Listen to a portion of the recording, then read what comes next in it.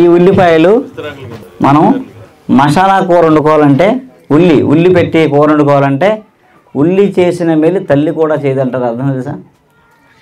ఉల్లి చేసిన మేలు తల్లి కూడా చేయదంటారు. మీరు ఉల్లి వల్ల వేడి పుట్టదు, బాడీలో చలవ చేస్తాడు ఉల్లిపాయ. తిన్న అన్నాన్ని సక్రమంగా జీర్ణం చేస్తాడు. ఈ ఉల్లిపాయ చిన్న ఉల్లిపాయ. మాకు ఇక్కడ ఏం చేస్తారంటే గొల్లపురం ఉల్లిపాయ అంటారు. గొల్లపురం పండిస్తారు బాగా. పిఠాపురం గొల్లపురం ప్రాంతంలో బాగా పండించేవారు. ఇప్పుడు ఇక్కడ లేవు, అక్కడ ఉల్లిపాయ లేదు, ఇతనం పోయింది. ఈ ఉల్లిపాయ మనకు ఉల్లి పెట్టి ఉండే ఉల్లిపాయలు ఇవే.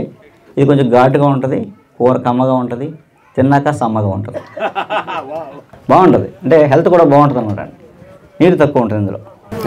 ఇవి సాంబార్ ఉల్లిపాయ. ఇవన్నీ సాంబార్ అని కాదు, కిచిడీలో డైరెక్ట్గా కూరలో కూడా వేసుకోవచ్చు, కిచిడీలో వేయచ్చు, అలాగే సాంబార్లో వేసుకోవచ్చు. ఉల్లిపాయలు వేసేసుకోవచ్చు. ఇది ఒక రకం ఉల్లిపాయ, ఇది మంచిదే.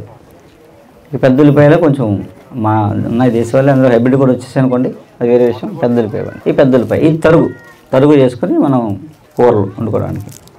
ఉల్లి తరుగుతో ఉండే కూరలన్నీ దీంతో వండుకుంటాం. ఇది ఉల్లిపాయ. ఇంకో రకం ఉల్లిపాయ ఉంది, చూపిస్తాను తర్వాత. వెల్లుల్లిపాయ ఒకటి ఉంది. అలా 5 రకాల ఉల్లిపాయలు మేడం.